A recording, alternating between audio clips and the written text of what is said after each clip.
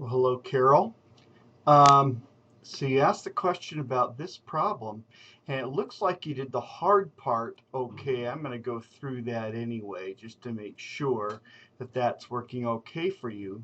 And then you describe getting into trouble when you get down to this form right here. And so the thing to realize is the standard form.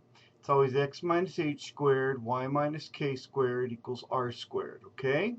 So what's HK? Well, in the first one, it's pretty easy because it's already written with minuses there. And so we realize 3 is our H and 2 is our K. But here we're written X plus 7. And so we need to think of this as maybe X plus 7 is the same as X minus negative 7. So you have x minus negative 7 squared, y minus 6 squared, and therefore your center is located at negative 7, positive 6. Finally, this last one, they're both pluses. To use the standard form, we need minuses.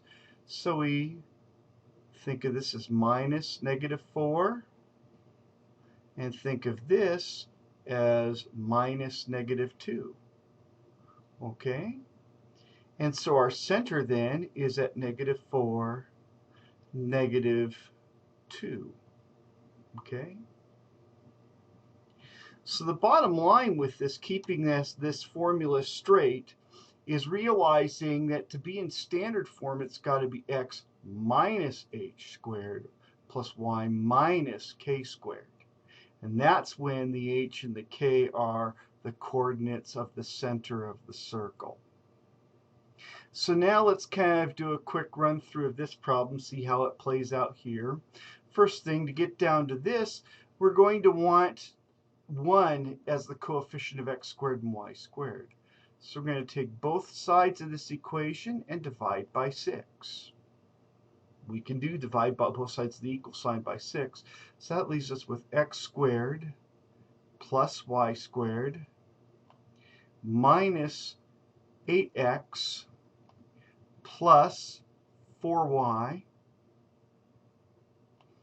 minus 5 equals 0. And then the first thing I tend to suggest after this step, before trying to complete the square, let's go back. 2 things. One is get the x's together.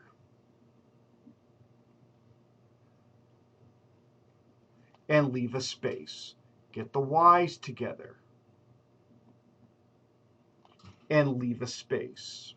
Then with this term, let's add it to both sides. We effectively move it over here. But again, I don't like to coach people into thinking of moving numbers around. I want you to think of them as adding something to both sides, subtracting something from both sides.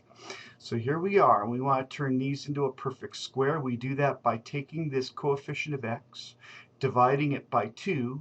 That's negative 4. The square of negative 4 is 16. Take this, divide it by 2, that's 2. And the square of that is 4. But if we add 16 and 4 over here, we have to add 16 and 4 over to the other side as well. Otherwise, we've changed the equation. So now, what we've got over here, this is a perfect square. This has to be x minus 4 squared. This has to be y plus 2 squared. And this has to be 25. So what's my HK? Well, it might help to put this into exactly this form here. So x minus 4 works okay, plus we want y minus something again. Y minus something.